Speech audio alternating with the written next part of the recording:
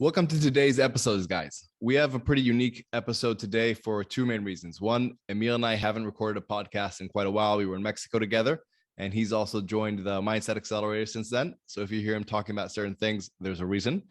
And the second and most important thing is we have a guest on today. So instead of breaking a case study and me just talking about a client, this is what he did, we actually have him on board as well. And we have my good friend and client, Scott Phillips, here. So Scott, can you please introduce yourself? I'm Scott Phillips. I run a website called Scott Phillips Trading, and it primarily sells trading systems, particularly cryptocurrency trading systems.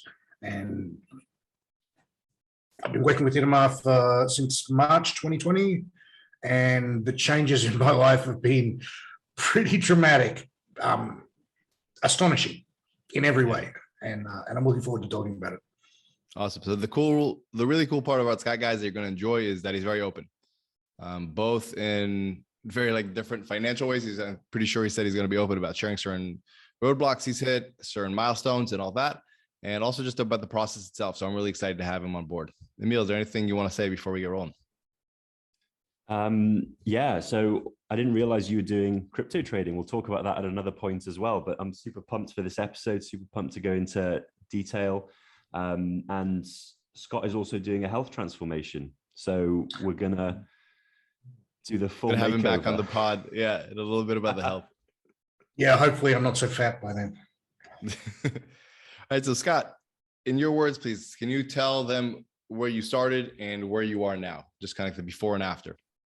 Okay, so where I started is when I was young, I had a very successful business, online business, and I made a lot of money before I was like 25, and then by the time I was 31, I'd lost it all, and I was sent to jail for a long time, became a drug addict, intravenous drug addict, and walked out of the prison gate with a shoebox full of belongings and tried to restart my life unsuccessfully. And it was a very frustrating sort of decade after that, where I'd try things and they sort of work, and it was a very diminished life, and I was really, really playing small. And so I had this, I started writing an email. I'm a trader, and I've been able to pay my bills out of that, but not much more. And I started an email list because I was worried about my ability to trade for a living successfully.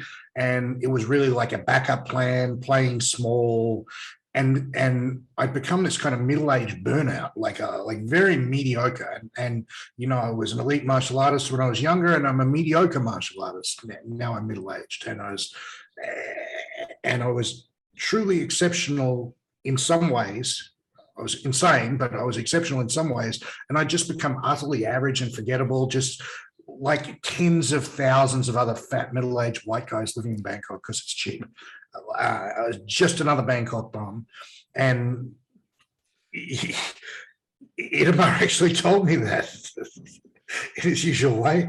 And I respect him enough to believe him and take his advice. And we set about changing that together.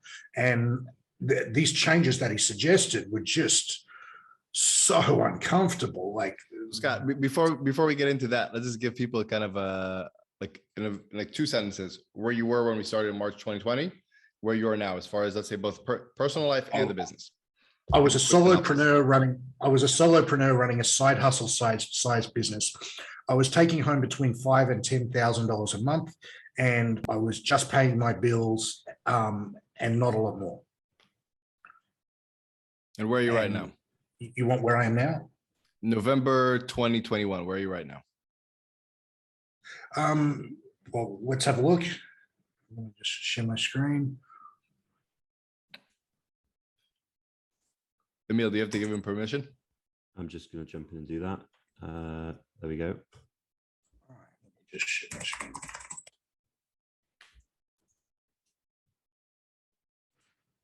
Let's just log into the Stripe. Here we go, the live November 2021. I'm curious to see this because we also haven't talked since I came back from Mexico about this.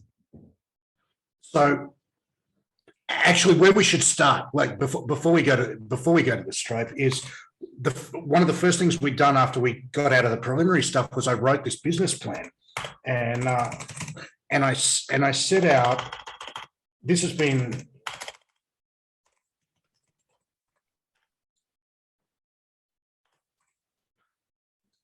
printed out and on my wall with some other stuff that Itamar gave me for a year and a half.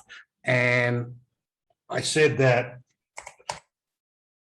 my wildly important goal is to get to 1 million a month revenue by the end of 2021. And to do that, I need to stay focused on one goal, to get something working on cold traffic. And my primary business task to get YouTube ads scaled on cold traffic. Nothing else matters. I wrote that nearly 2 years ago. And how are we doing? This is my dashboard. So this week, yesterday we hit $38,000 for the day, and I'm going to hose in $1 million for the month. It's actually going to be probably closer to $1.5 million for the month. So I set this goal, and at the time I was earning like $5,000 a month. That seemed ridiculous, like obscene, impossible. Who the fuck is this guy? No way he's going to do that. And I've achieved it with time to spare.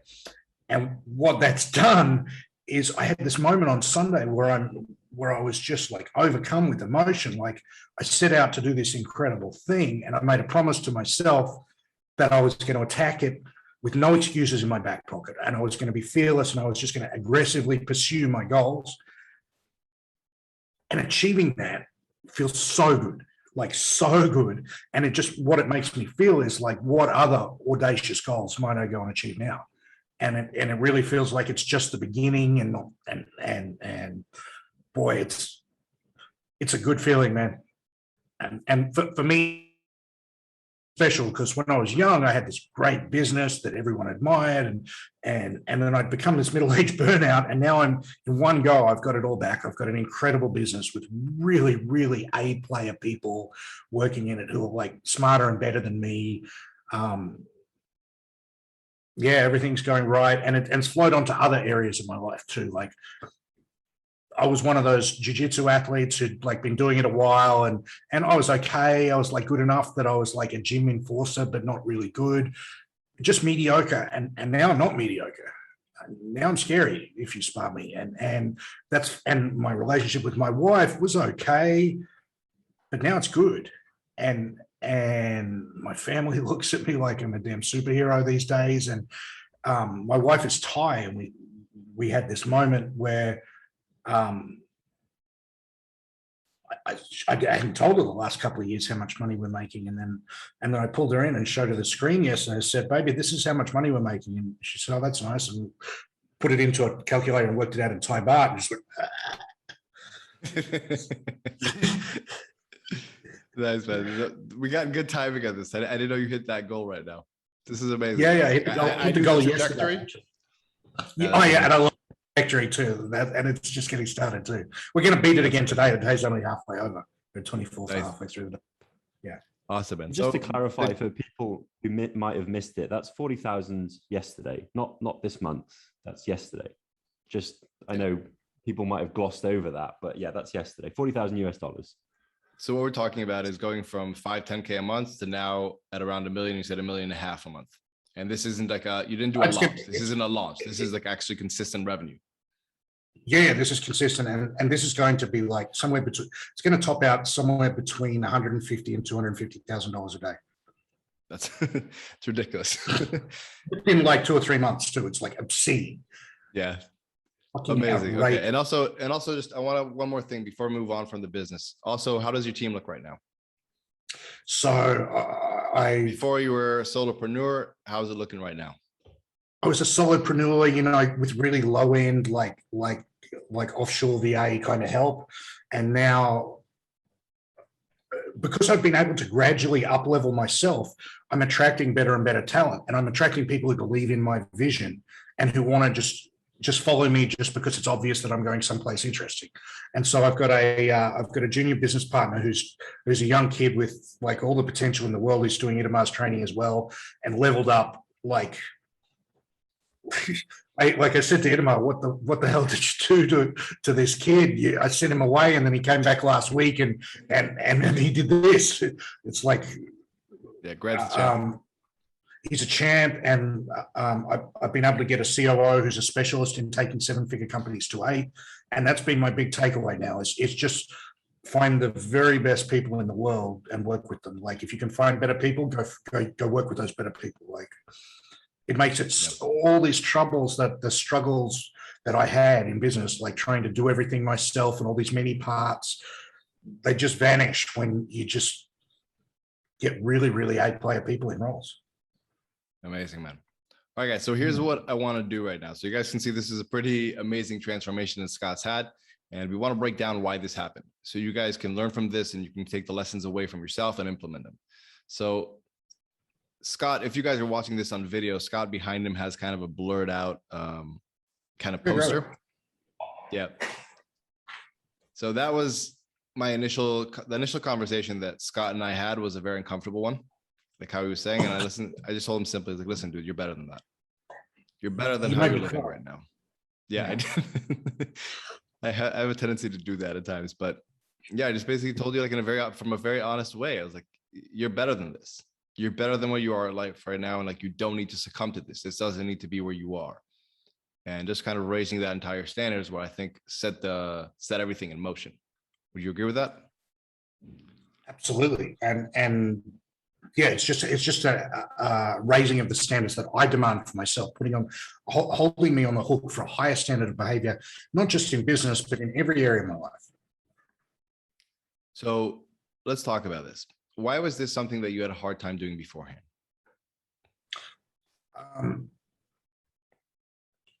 I wasn't aware that the effect of the people that you're hanging around with was so strong.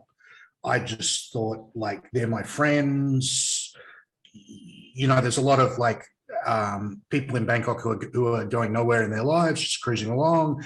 And as I became less and less of an upward trajectory, I naturally gravitated to the people in my social circle who were also doing that same thing. And over a number of years of doing that, over five or 10 years of doing that, the people who are my friends who are still on an upward trajectory, doing great things with their lives, they naturally lost interest in hanging out with me. And I was left with the dregs. And yeah. So let's talk about this. That's one of the biggest challenges I think you had when you accepted. You were like, I am better than that. So that was one thing to say. But then there were a lot of challenges that came with that, because it wasn't just a magic snap your fingers and go. There would require some certain changes. And it couldn't be rushed. In retrospect, it couldn't be rushed. It was really, really very difficult.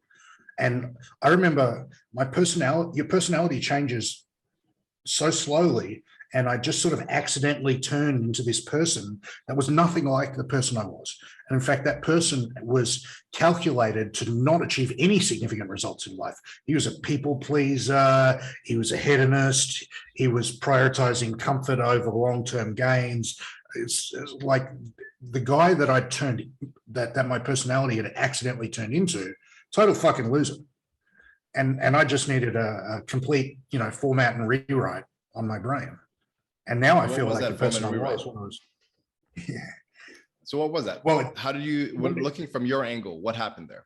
Like, I don't want to say what I've tried to do, but let's talk about it from your angle. How do you think this actually worked? Why did it work? The first thing you said to me is, you're totally lacking in courage.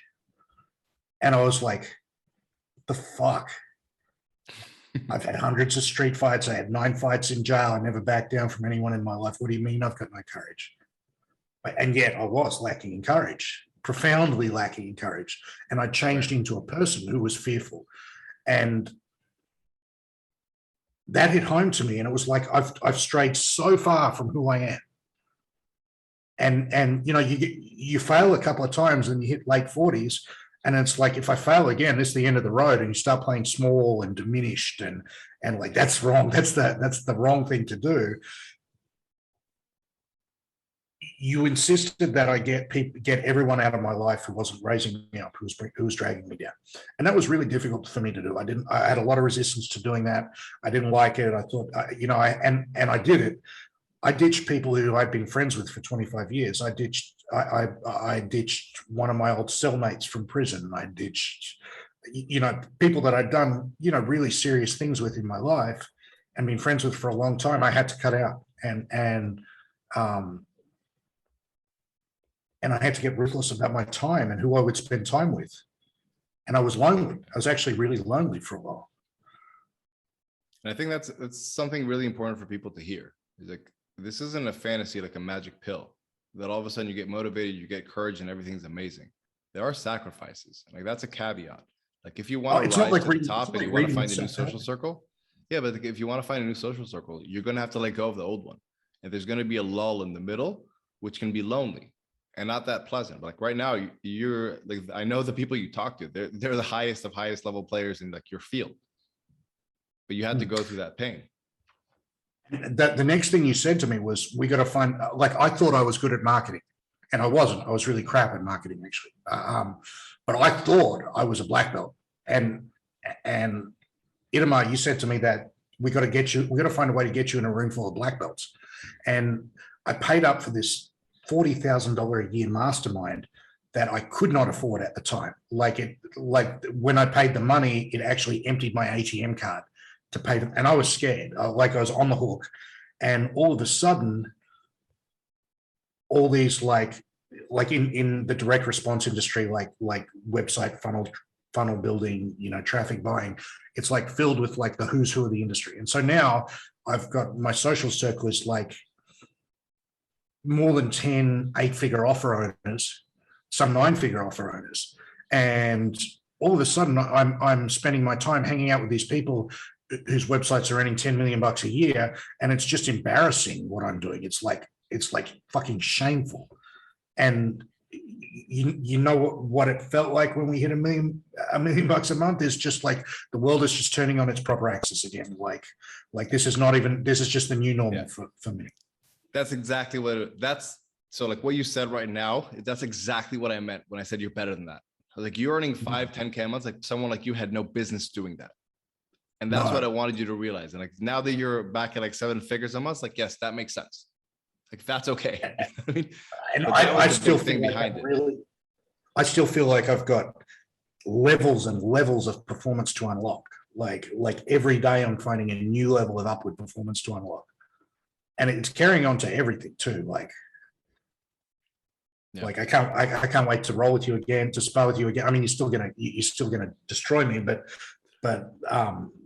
it's gonna be fun. Yeah, when you said that, I was like, oh, okay. I'm calling you out across the Zoom. You're a good 4,000 or 5,000 Ks away. All right. So it's gonna hurt. No, it's gonna hurt. Let me ask it's gonna hurt. Like, on an honest level, what was the hardest part about it? Because I love the fact that you're so honest and open. What was the hardest part about it? Because people need to understand, like, if they're willing to pay the price. This is amazing what you've done. The transformation is amazing. I also, like, I see your family. I see the Facebook photos and all that. Like, what would you tell somebody? Like, listen, make sure you're about it before you try it. The hardest part is that the progress, you imagine it's going to be this perfectly straight linear thing, but it's not. There's like downs along the way with the ups, and the downs are really quite significant. There were times when I thought, oh, fuck, I spent significant amounts of the first year trying to build this business and continually paying a dumb tax where I'd point the business in one direction and not anticipate, that the car was about to crash into a rock, and then I'd spend 2 or 3 months with my staff fixing the car crash, and then we'd get going again, and then I'd hit another rock. And now, like, for example, this morning I noticed that, okay, we're doing significant volume using Stripe as a processor, and you're probably going to lose that Stripe account at some point. So why don't we avoid that future problem by getting a merchant account set up now before we crash the car? And so now the next level of performance for me to unlock is doing less time at work, spending more thinking time, prioritizing more leisure time so that I can think more clearly about the obstacles for my business that are coming up in the future that I can just sail past and effortlessly avoid, rather than spending my life like an idiot crashing into things that were totally avoidable. Nice. So I want to go back to what you said about the courage. Why was it so hard for you to go for it? Let's talk about this, because this is a serious point here. Like, why did you feel So, like, man, I don't know if I have another run in me? Because what happens if I don't succeed in this run? What does that say about me? yeah, it was really, there's a lot. So also just, sorry, Scott, just to clarify to all the listeners out there, when Scott was younger, when he was saying he's successful, he was basically a minor celebrity in Australia. How he is as an entrepreneur, how successful he was. He really had a story where he went from the highest of high points, and we were the most eligible bachelor for our magazine one year or something. I was right? on Like the something, most eligible bachelor list in Australia, right? You know, yeah, so it's really from going from a very high point. It was, yeah, and then I ended up completely humiliated, going to jail, intravenous drug addict, track marks, the whole bit, like a real bottom feeding scum sucker. And then I gradually clawed my way back up into, okay, I can function in society and pay my bills and stuff like that. And I was scared to lose this to chase that. I was like, yeah. And also, like, you had a lot of mental habits of how you felt you could keep yourself in check if you played it very small, and that would be good enough for you, even though it wasn't, and it was eating you inside. Let's talk about that a little bit, because I think this is really important. About that phase where you said, okay, man, it's like, this actually isn't good enough. So I never realized how much garbage I was taking into my brain. Like I was looking at news and social media, and my brain was just filled with garbage. Yeah, it's probably a bit off topic, but there was just so like looking back, it's like it's obvious why I was performing so badly. So the secret wasn't for me to try and perform better, like get a new mindset hack, get a new routine, learn these like 7 secrets to that Elon Musk does, or any of that bullshit. Like the secret was really, instead of go and chase success, why don't you really 100% concentrate on becoming the type of person that would be successful? And I knew a lot of people that were successful, and I used to be successful, and I remember what it was like. I was totally fucking ruthless. If you were getting between me and my business goals, like you had a physical problem. You didn't just have a mental problem. So let me ask this, Scott, in a different way. If somebody else out there is afraid, like they've had a couple of failures, maybe they had a big failure, something that they might feel embarrassed about, and now they're kind of doing good enough, and they're afraid to possibly let that go to go for great, what would you say to them? So what I felt like when I came out of that process is that for the first time, I felt like my past happened for me and it didn't happen to me. I used to feel like it was like it was terribly traumatic thing. And what I feel like now is I've got tremendous lessons, like enormous lessons that are almost worth the 15 years of pain that I got out of completely fucking my life up and setting it on fire, which I wouldn't recommend. But this whole process, I've just learned so much. Yeah, I see you're writing a lot down. What are your thoughts?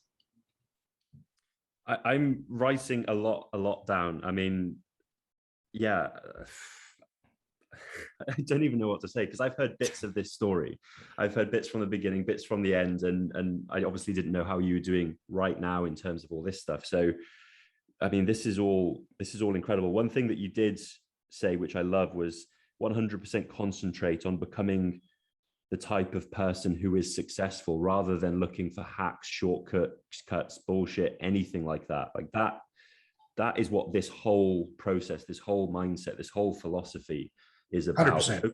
Focus inward, focus on yourself, build yourself. And the success is a pleasant side effect. It's the same for health, same for money, same for relationships, same for everything. Another side of it is having the humility to admit that I can't do it. Like if I want to have this goal, if I want to achieve this goal, whatever this goal is, and I've got a good reason to achieve that goal. And the reason that I have is that I've got a baby daughter, and I don't want her growing up thinking dad's a middle-aged burnout. Like that's terrible. Like I want her to be proud of her dad, like at a base minimum. And so if I want my daughter to be proud of me, I have to actually do things that she's going to be proud of, right? So, so I start with the reason, start with the why. And I realized that, like, in a diet context, previously I'd lost weight, but my reason for losing weight was so I look good in a t-shirt to find a girlfriend. And that was a weak why. And as soon as I got the girlfriend, I got fat again. Well, she's my wife now, but now I'm fat. And my why for money when I was younger was similarly weak. And so I ended up losing all that money, millions and millions of dollars squandered. And now my whys are really good. They're not about impressing people or any of that sort of status game stuff. Like, I don't like any of that. So that was a question I was going to ask. You reached a high level. Was it a similar level before initially to where you are now, or are you? My goal I chose because that was the level I had before. That's what I thought. Yeah. So what's your why nowadays? My why is that I don't want to. I couldn't accept that the story was Scott got lucky when he was young because he started a website when the internet was new, and he was just lucky and he couldn't replicate that success because he's just not good enough. Like, I just could not let that stand because I'm better than that. I could not let that stand. And I think just to encapsulate what's going on, guys. So when Scott and I worked together, what we did is we first established, I was like, you're better than that. You recognize that. And he was like, yes. And then we established, are you willing to do some painful things? And he was like, yes, I'm tired of this. I'm done. And what we did then is, like how we said, it's to figure out what's the person he needs to be in order for success to become something inevitable that he will stumble into. And we first figure out his why, what he just said right now. And then we literally just programmed them. We said, okay, if this is what you want out of life, what values does somebody like this, who's going to achieve this, need to hold?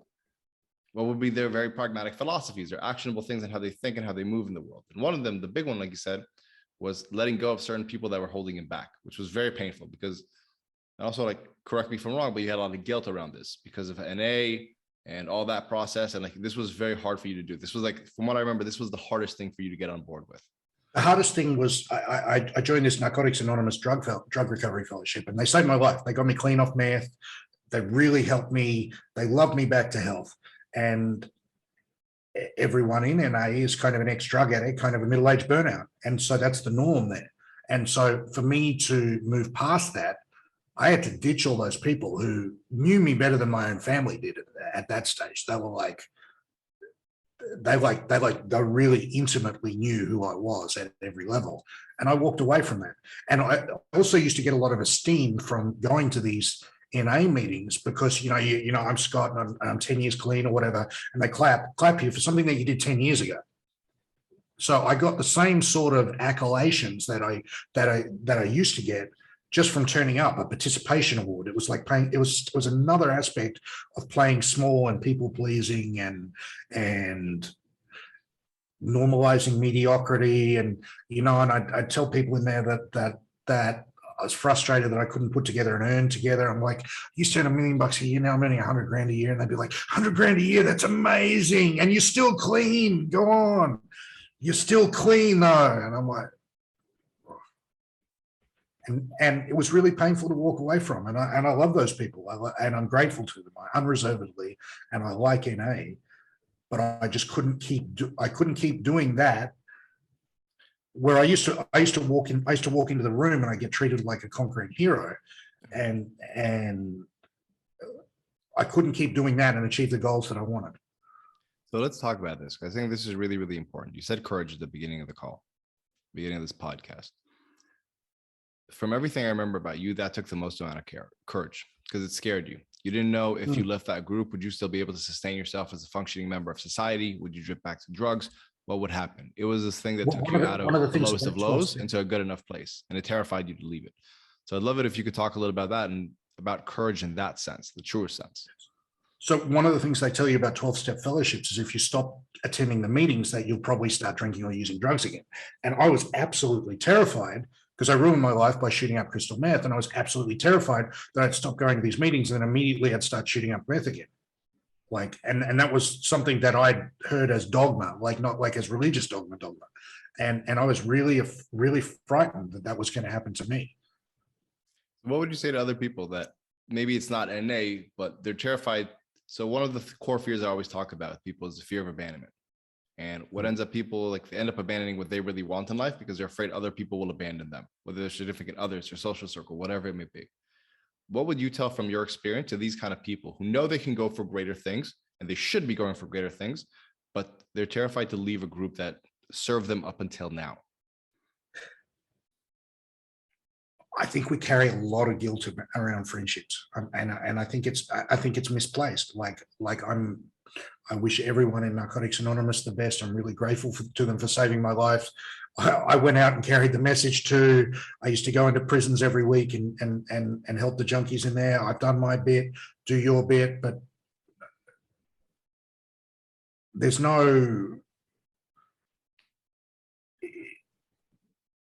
Yeah, I'm having trouble finding the right words, but I have to keep ascending up. I have to keep improving myself, or I've got real problems. And if I'm in a community that makes me feel comfort and I feel safe and secure and loved and comfortable and nothing can ever go wrong, then that's a community that's actually keeping me down.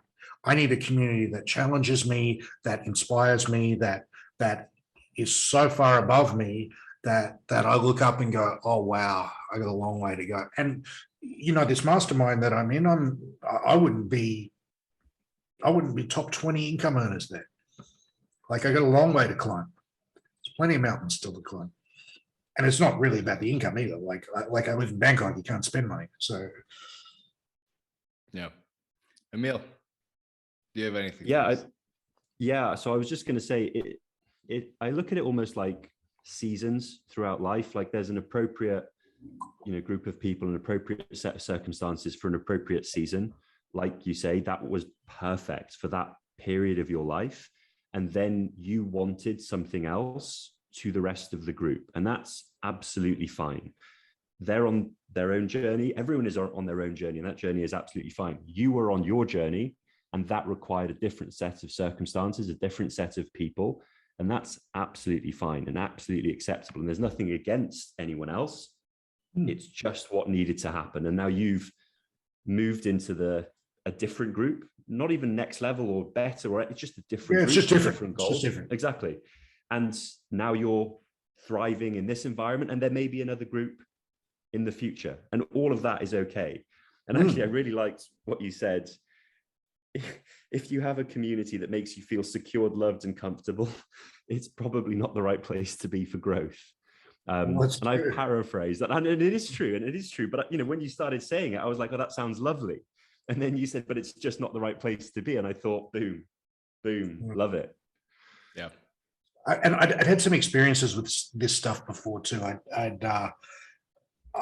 been a high-level powerlifter, and I wasn't particularly naturally talented or anything. I just joined a gym where everyone in the powerlifting gym had national and world records, and then before long, I had my own. It was just like if you're around people who that's the extraordinary was just normal.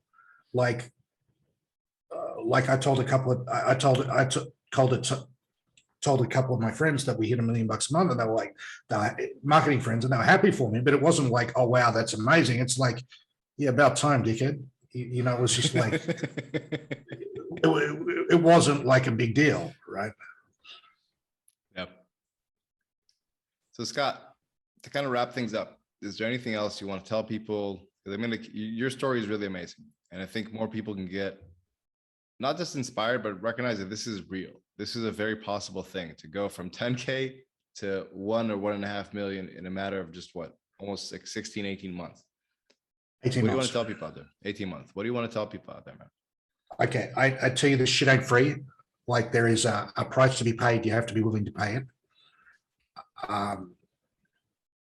It feels like the changes are permanent. It doesn't feel like it's something that's just gonna like the magic will wear off. So far,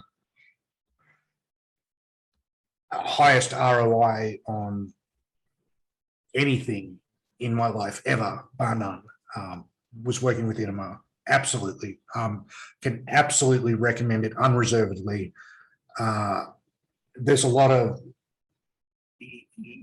coaches and people like that. I hear about them and I'm immediately suspicious that who the fuck is this guy? Where are your life accomplishments? and Itamar is a man with accomplishments, like serious, like life accomplishments that I can respect, that I really do respect. And he inspired me to improve myself, and he believed in me, and he's hurt my feelings many times, but I've never doubted that he has my best interest at heart. Tough love, man. Motherfucker will hurt you in the feelings, like nothing you've ever experienced. You know where that comes from, though? Yeah, it comes from a good place. But see, even just remembering it secondhand, it's about to make me cry. It comes from a place that I care so much about you, man, and I want you to succeed so much because I can see where you should be, that you being possibly mad at me it's not important to me. What's more important to me is that we have the tough conversations that get you where you need to get to. It's what I call tough love. Like I'm comfortable being tough with you because I love you enough to really want to see you succeed, man. That's what it really comes down to. Yeah. Yeah. I just can't recommend this process enough. It's real. And, you know, I sent my guy Grant there, and he's come back a changed man. And yeah, it's, I don't think there's anyone else in the world doing what you're doing right now. I appreciate it, man. Thank you very much. Emil, is there anything else? That. Well, yeah, I second that for sure, with the hurting feelings from a good place. I've been on the receiving end of that as well. So I definitely second that. So we've talked a lot about business and money, and that is one pillar of a good life, of winning at life, of whatever else. So I suppose the next question is, or to wrap up, now what's next for you? Are you looking at other pillars to kind of achieve this kind of wholeness, or? I've got a couple of hobbies that are really important to me. I'm a pretty serious meditator, and I'm a pretty serious jiu-jitsu athlete, and my health is poor, not just below average, but objectively poor. And it's that leg of the tripod is really dragging me down, and that's what needs to be addressed now. And me, I'm at a stage where it's like, where's the lowest area of my life? Like that's not acceptable anymore. You know, it's not acceptable to be a middle-aged fat guy anymore. It's not acceptable to potentially die in the next 20 years. I need to live long and prosper. Yeah. And so that's the next thing. And as far as external and material success goes, like, I mean, there's still a ways to go, but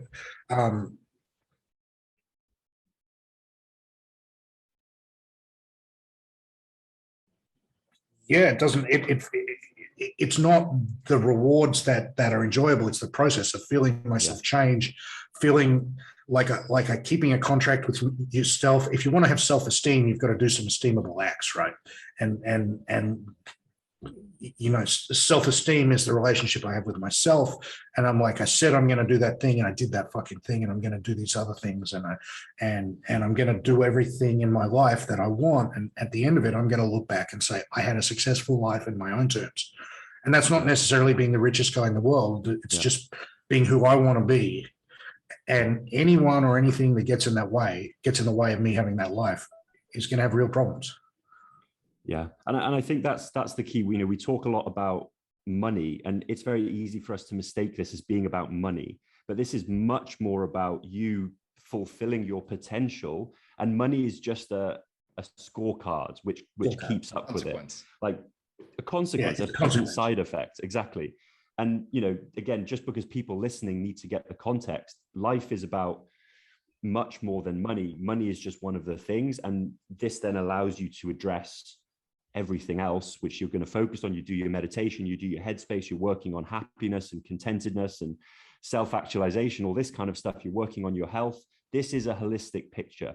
So many people get lost in the race of money for the sake of money, which is actually a weakness. It's actually pursuing validation, external validation, rather than what you're doing, which is fulfilling your own personal potential. So it's just coming from a much healthier, better place. And I just didn't want that to get lost, because we're throwing around big numbers. We're talking about money. People are like, I'm going to make more money. My goal is to make millions. It's like, well, that's not the goal. The goal is the process.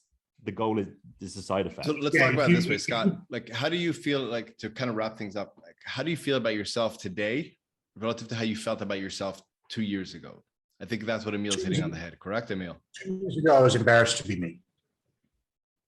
now there's no one I'd want to be other than me. Like, I'm really authentically proud to be me. I stand behind any and all of my behaviors, any and all of my actions. And that is way beyond just the number in your Stripe accounts. Yeah. Boom. Definitely. All right, guys. So I think to sum this up, if you're listening in, maybe you're better than that.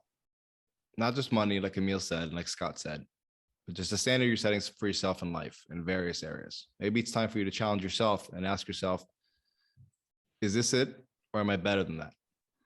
So once you realize that, everything else comes up with it. Your standards, your outcomes, your life. Anything else, guys, before we log off? We touched on humility. I find it's easier to assume that there's things blocking you, there's things to learn, and there is somewhere that you can improve and be better, rather than thinking, am I better? Could I be better? Let's just assume you can be. And that's not necessarily earning more money, being a better human, getting healthier, whatever the parameter is, you can improve. So seek actively to improve and see what little changes you can start to make, see who you can work with, who you can associate with, hang out with, give value to, and start from that place of white belt mentality, right? Seek to learn. Any final words, Scott? Had a good time here today, guys. Thank you so much for hopping on that. I really appreciate it. Again, like, couldn't be happy for your success, man. Couldn't be happier for Thank you. you. Yeah. Thanks, guys. All right, guys. See you on next week's episode. Okay. Bye.